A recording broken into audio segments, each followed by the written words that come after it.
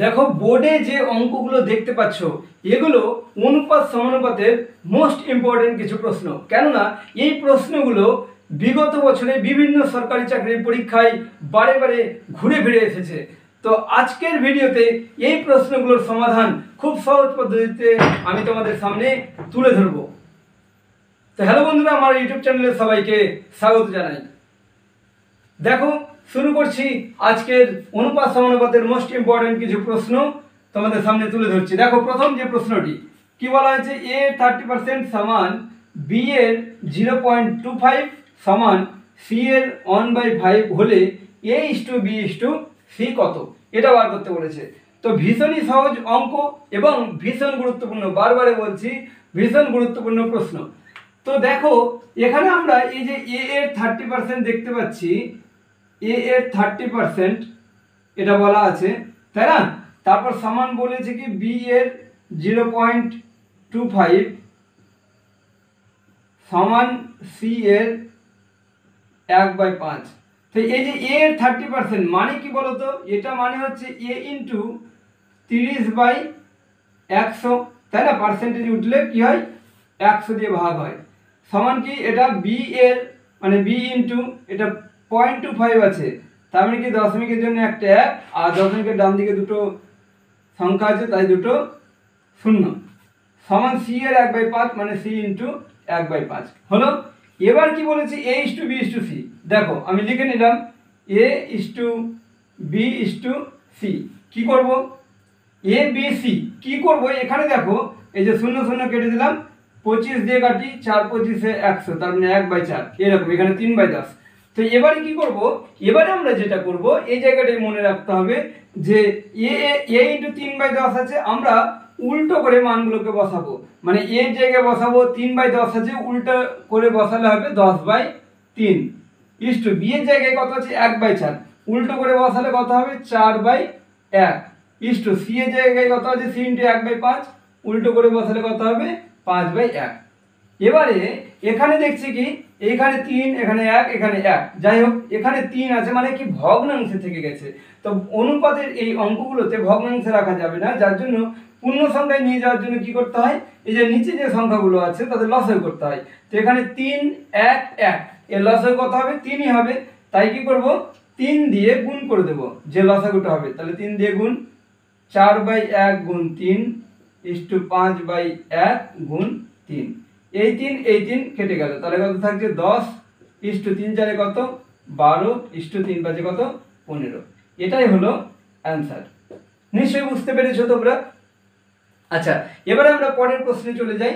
দেখো যদি এ এর 15% সমান বি এর 20% হয় তবে A/B কত। এখানে তোমরা একটা জিনিস খেয়াল করে দেখো যে এখানে দুদিকেই কি আছে, দুদিকেই পার্সেন্টেজ।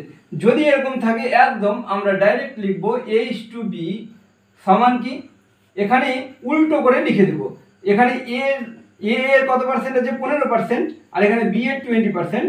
তো A/B বার করতে বলেছে, তো আমরা কি করব বি এর যে 20% আছে সেটা এর ঘরে লিখব 20 আর বি এর ঘরে কত লিখব এর সাথে যেটা আছে 15% সেটা লিখব, ঠিক আছে, উল্টো করে। তাহলে এটাকে ছোট করব, এবার 5 দিয়ে যাবে, 4 5 20 3 5 15, A/B হচ্ছে এটা, এটা হলো অ্যান্সার। নিশ্চয়ই বুঝতে পেরেছো। এরকম যদি থাকে তাহলে তোমরা পারবে। আচ্ছা তোমরা আমাকে বলবে যে এ এর 10% সমান বি এর 50% হলে A/B সমান কত, ফটাফট উত্তর করে তোমরা বলবে। তারপরের প্রশ্নটা দেখো, A/2 সমান B/5 সমান C/8 হলে A এর 50% সমান B এর 20% সমান C এর %। এই অঙ্কটাকে কিভাবে করব দেখো, এটা মানে কি, এটা মানে হচ্ছে A/2 আছে, তার মানে A/2 সমান B/5 সমান C/8 আছে মানে C/8, এটা তাই তো। এবার এখানে দেখো এখানেও কিন্তু A এর যে 50% মানে কি A ইন্টু 50/100 সমান B ইন্টু 20/100 সমান C ইন্টু ড্যাশ, এটাই তাই না। তো 50/100 মানে দেখো 50/100 মানে A/2 হলো, 20/100 মানে কত দেখো B/5 হলো, তাহলে C ইন্টু কত হবে। তো তো এখানে একটা জিনিস দেখতে পাচ্ছি, দেখো a/2 সমান b/5 সমান c/8 বলা আছে। তার মানে c ইন্টু কত হবে, এটা আমরা ধরে করতে পারি, কিন্তু কিছু করার দরকার নেই। এখানে দেখো a/2 যখন ছিল তখন কত 50%, তাই না? 50% মানে হচ্ছে কত, এর 50% মানে হচ্ছে a/2। তাহলে এই যে এখানে c/8, তো c এর কত পার্সেন্ট হবে? তাহলে কি কিছুই না, এখানে যেমন a/2 যদি a 50% হয়, তার মানে কি 100কে 2 দিয়ে ভাগ করলেই হয় কত 50%, মানে 50 হয় আর কি। তাহলে এখানে কি করব, যে কত পার্সেন্ট বের করতে বলেছে, তাহলে আমরা একই রকম 100কে 8 দিয়ে ভাগ করব, তাহলে আমরা সি এর কত পার্সেন্ট বেরিয়ে যাবে।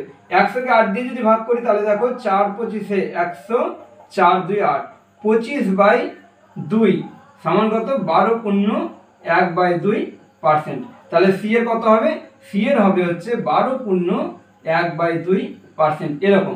তার মানে কি এখানে আমরা যেটা দেখতে পাবো যে c/8 আছে, যেটা বার করতে বলছে সেটা কত সংখ্যা দেখতে পাচ্ছে 8, তাই 100কে সেই 8 দিয়ে ভাগ করে দেব। বোঝা গেল? এবার চলো পরের প্রশ্ন দেখব। দেখো এবারের প্রশ্নটি a/2 সমান b/3 সমান c/4 সমান 2a - 3b প্লাস 4c/p হলে p সমান কত, এটা বার করতে বলেছি। এটাও ভীষণ গুরুত্বপূর্ণ প্রশ্ন। তা আমরা এই অঙ্কটির সমাধান কিভাবে করব, এই যে এই পুরোটা দেখছো, এটাকে যে a/2 সমান b/3 সমান c/4 সমান 2a - 3b প্লাস 4c/p, এটাকে আমরা কি করব, এটাকে আমরা কে ধরে নেব। ঠিক আছে, যদি কে ধরে নিই তাহলে কি হবে, আমরা a সমান লিখতে পারবো কি 2k, b সমান লিখতে পারবো কত 3k, c সমান লিখতে পারবো দেখো 4 × k 4k। ঠিক আছে, এভাবে আমরা লিখতে পারলাম। আর এই যে এটা দেখছো 2a - 3b প্লাস 4c সমান লিখতে পারবো কি p × k pk। এবার আমরা কি করব, p এর মান বের করতে বলেছে, তাই আমরা করব কি a b c এর মানটা এখান থেকে বসিয়ে দেব। তাহলে বা কি হবে 2 × a এর মান হচ্ছে 2k মাইনাস 3 × b এর মান হচ্ছে 3k প্লাস 4 × c এর মান কত 4k।